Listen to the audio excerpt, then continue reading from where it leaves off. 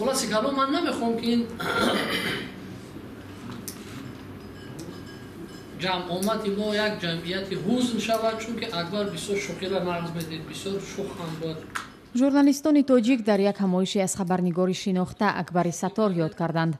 از مرگ رئیس سابق اتفاق ژورنالیستان تاجیکستان و مؤسس نشریه چرخی گردون 2 سال سپری می شود. همکاران و دوستان اکبر ستار در این همایش از لحظه های کار با او و خدمت‌هایش برای مطبوعات یادآوری کردند.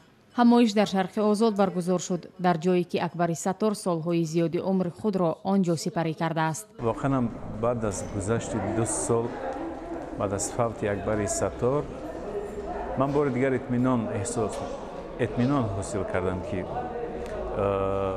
ما نه تنها یک ژورنالیست خیلی قوی و سازمان دهنده چند روزنامه را از دست دادیم.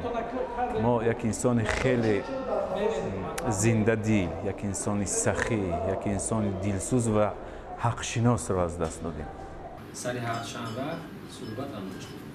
در برابر اکبر ستار شرکتداران همایش یاد خبرنگاران دیگر از جمله برهان سفری، کرامت الله احمد، معروف بابا رجب، شریف میرسایزاد، الماس جمالov را گرامی داشتند که همه در 1 سال اخیر درگذشتند.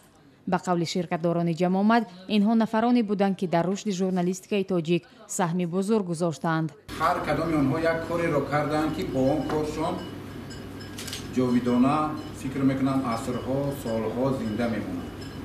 اگر اکبر ستار در ابتدای سالهای 90 ژورنالیستیک تاجیکی را جان بخشیده باشد، در ابتدای سالهای 90 شریف خان میرسایزاد با صدای خود صدها هزار نفر را از آن سوی مرز و این سوی مرز خوند.